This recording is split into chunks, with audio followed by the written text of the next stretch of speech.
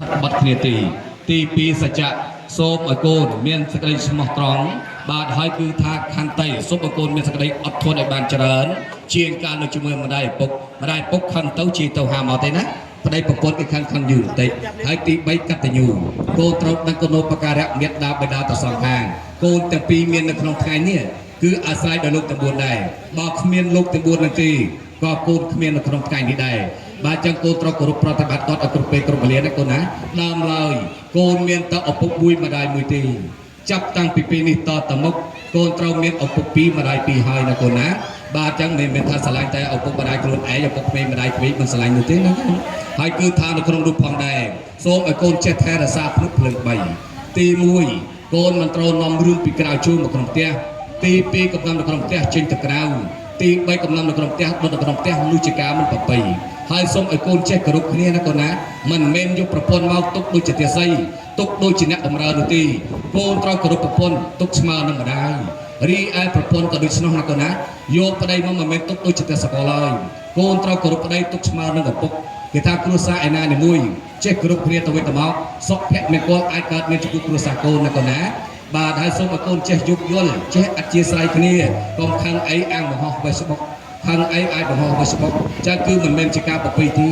Facebook គ្មានឲ្យជួយយើងបានទេអ្នកខ្លះគេខមមិនមកយើងថាល្អអ្នកខ្លះខមមិនយើងទៅជាផ្លូវក្នុងផ្លូវអាក្រក់ណាកូនណាបាទចាគឺសូមឲ្យកូនកុំយកក្នុងរឿងផ្ទៃក្នុងគ្រួសាររបស់ខ្លួនឯងឲ្យគេដឹងព្រោះ Facebook ទូទាំងផ្ទៃហើយគឺថានៅក្នុងនោះសូមឲ្យកូនចងចាំហើយកូនប្រុសហ្នឹងគេប្រៀបបីដូចជាបុគ្គលិកធនាគាររីឯកូនស្រីគេប្រៀបបីដូចជាធនាគារអញ្ចឹងបាទកំហងកូនមានដឹងថាពីពេលនឹងតទៅកូនមានធនាគារមួយនៅ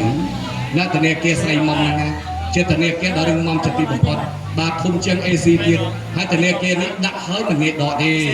ហើយបើដកបាននោះត្រាណាតែមានហេតុផលទៅណាដើមឡើយកូនរកបាន1លានកូនចាយដល់1លានពីពេលនេះតទៅមុខកូនរកបាន1លានកូនចាយទៅ200000បានហើយទុកដាក់គឺនៅក្នុងធនាគារយើង800,000គ្រាន់យើងអសន្នអន្តរដកពីធនាគារទៅប្រើប្រាស់វិញបានហើយយើងជាទួនាទីជាស្វាមីគេណាកូនណាកូនធ្វើយ៉ាងម៉េចកុំឲ្យធនាគារខ្សែធនហើយតែធនាគារខ្សែធនក៏ដែរយើងបុគ្គលិកអត់ការងារធ្វើដូចគ្នាទេចាំកូនត្រូវចងចាំហើយដល់ឡែកកូនស្រីណាកូនណាគេចាត់យើងទុកដូចជាម្ដាយគេចាត់យើងទុកដូចជាធនាគារកូនត្រូវថែរក្សាទ្រព្យសម្បត្តិដែលរកបានមកទុកឲ្យគង់វង្សកុំអាងលុយច្រើនច្បានចាយខ្លាចក្រែងក្រងារអន្តរក្តីបើកូនក្រខ្សត់អត់ទ្រព្យធន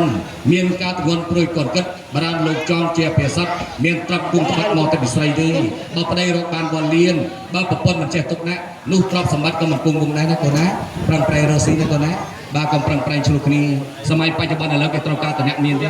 តែយើងក្រគេមិនសូវរាប់រកទេកុំថាឡើយអ្នកដតីសូមបែបតែសាច់ញាតិខ្លួនឯងបើយើងក្រជាងគេមិនសូវមើលឃើញថងណាកូនណាបាទចឹងគឺសម័យនេះកូនត្រូវប្រឹងប្រែងរកស៊ីបាទមិនមែនត្រូវប្រឹងប្រែងការហៅឆ្លុះគ្នាព្រឹកល្ងាចនោះទេពាក្យខ្ញុំឲ្យពោឲ្យយោឲ្យពោចំដៃមានបែបប្រលើងសជឹងនៅដៃរបស់បេតសៃថ្លៃឆ្មាលូមៀដោដាក់លើដៃទុកជាខាន់ជ័យ